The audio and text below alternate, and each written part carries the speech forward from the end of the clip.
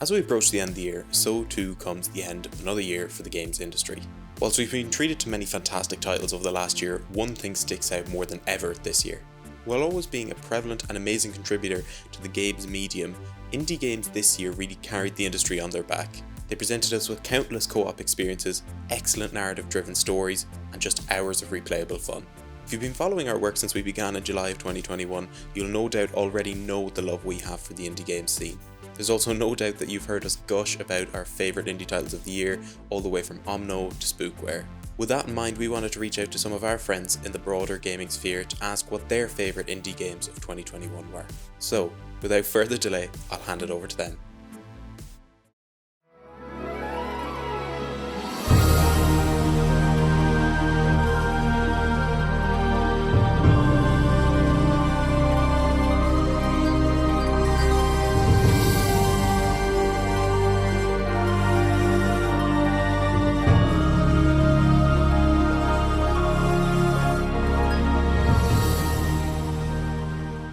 My game for 2021 is going to be The Artful Escape. That game was just such a treat. It wasn't a difficult game, wasn't a long game, but it was, what it took me on was quite a journey, and it was really cool to be able to go through that. Like, the music was amazing. Again, I mentioned was great, hence The Artful Escape. But yeah, it was such a treat to go through the journey of the main character and kind of see him grow and grow into this persona that he was trying to feel. The Artful Escape was a great game for me, given my love of music, theatre and performing arts. It's an interactive and accessible title for players of all skill levels, giving you a relaxing and enjoyable experience, whoever might pick up the controller. As someone who has also dabbled in theatre before and had kind of got that personal experience from the game of the fear, growing more confident, learning more about who you are and sticking with that and just being yourself. I really like the personalization that you can do within the game, giving your character a stage name at the very beginning and then laterally giving them an entirely new appearance from a completely wild wardrobe and piecing together something that you think is super individual to the way that you've played your character. The game stays true to the title by giving you just pure escapism, and it really is a piece of art, a hugely enjoyable game to play, and I recommend it for anybody of any skill level. Enjoy!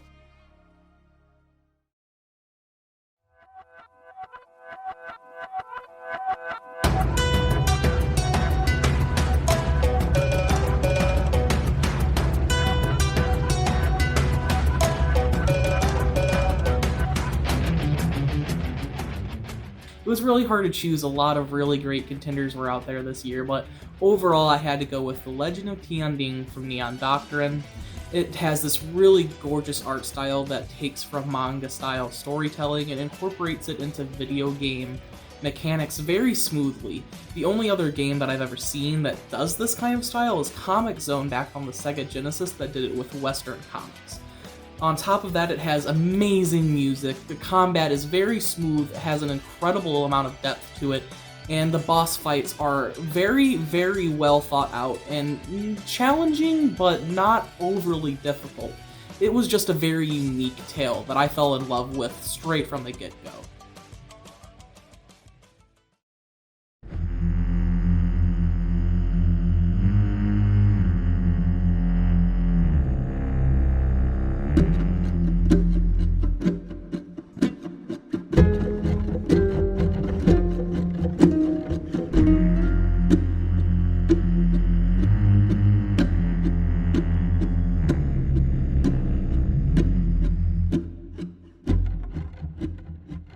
My indie game of 2021 is a psychological horror deck-building game by the name of Inscription. I knew nothing about this game going into it, but it truly blew me away. I love how it combines dark themes with online ARGs, with deck building and tabletop role-playing elements. It's honestly incredible. I highly recommend you check it out.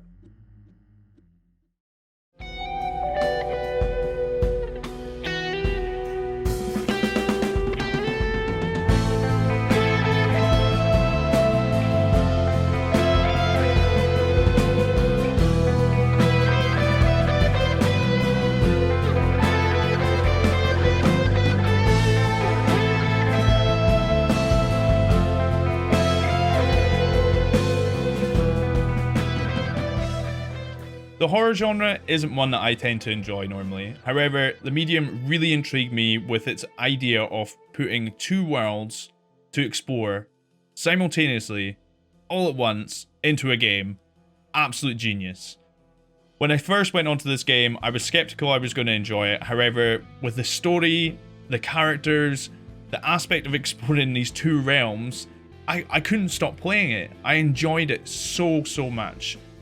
The one thing that really stood out for me that was different than most other games that I play is that the lore in this game I found really interesting. I am not a reader, but going through this game and playing it, I was picking up everything I could find and reading it because it added so much more depth to the story, a story that was already very deep.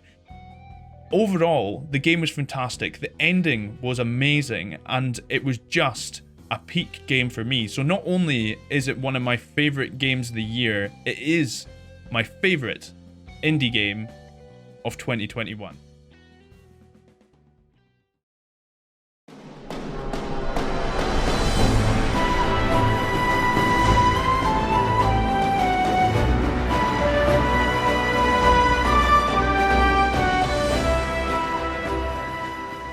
Death's Door is an action-adventure game that delivers a unique take on the afterlife, with gameplay reminiscent of a Zelda dungeon experience.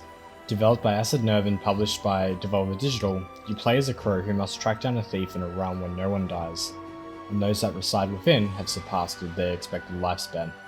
With satisfying, fast, fluid combat mechanics and engaging puzzles, I found the game to be an absolute delight.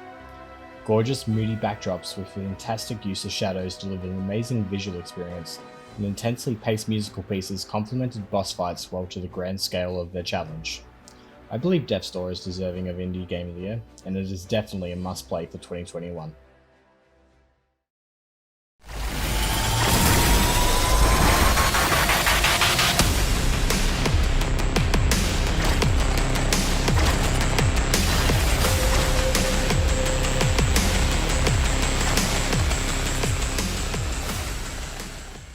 Man, this was a hard one.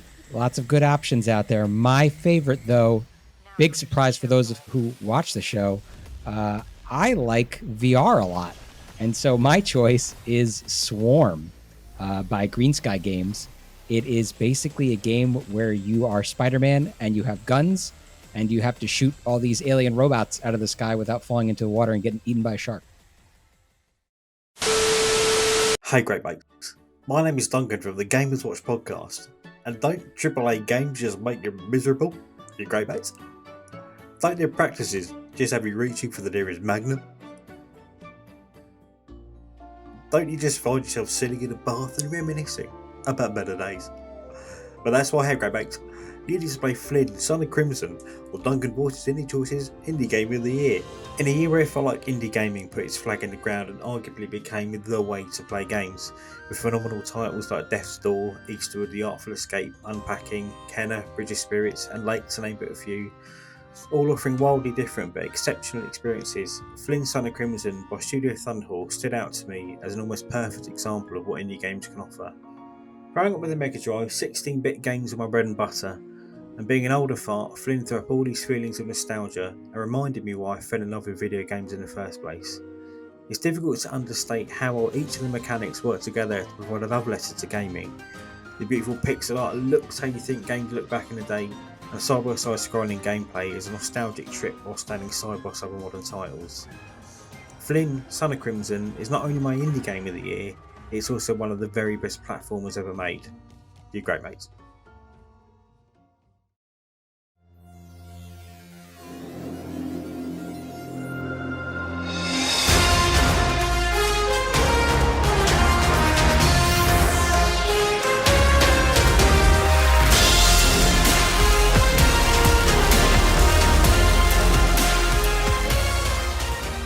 Splitgate is my indie game of the year for 2021.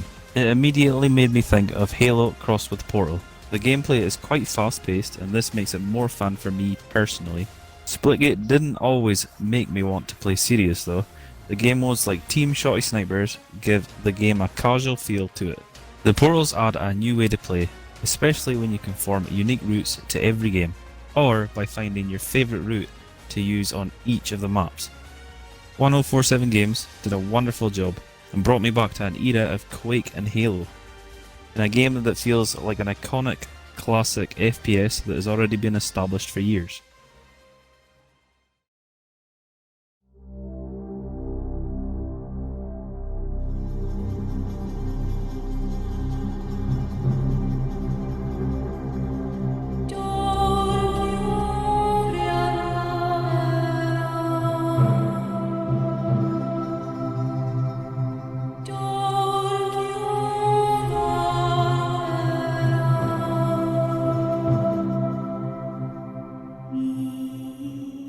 My indie game of the year, nay, game of the year, is The Forgotten City.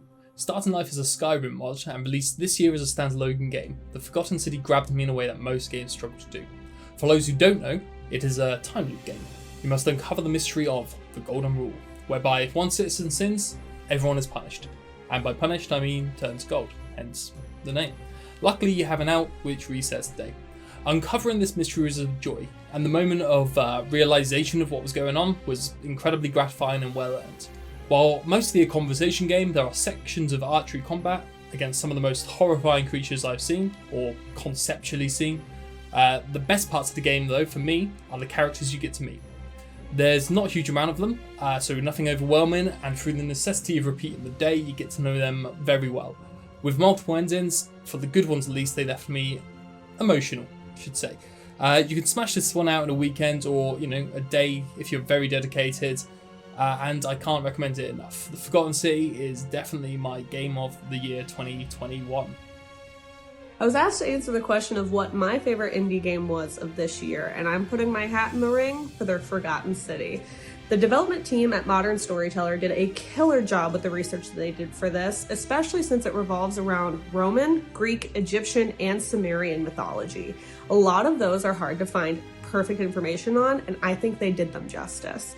This game is narrative-based and puzzle-based. The combat is minimal. You want to really delegate your tasks properly here. It's really fun to be in a loop back in ancient Roman times, and it's not as tedious as you might think, like a lot of loop games can be. You have the opportunity to kind of skip ahead after you've gone through so many times and you've figured out the tips and the tricks. I would really suggest this game if it's something that you just kind of want to get into. If you've thought about it a little bit, it's definitely worth it. It's on Xbox Game Pass, PlayStation, and also on Nintendo Switch. And I just wanted to say thank you for the question. Once again, thank you so much to all the contributors. You'll be able to find all of their names coming up here in order of appearance, and all of their amazing content and social platforms will be linked down below. I also want to finally end this video with a big thank you to all the amazing indie creators that have kept this year of gaming going and made it probably one of the most memorable I've had to date. I truly look forward to seeing what you have to create and what new experiences we can expect in 2022.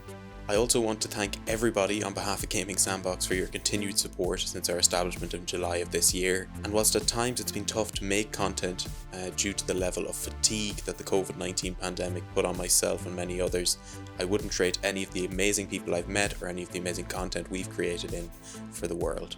Thank you so much, and here's to high hopes for 2022.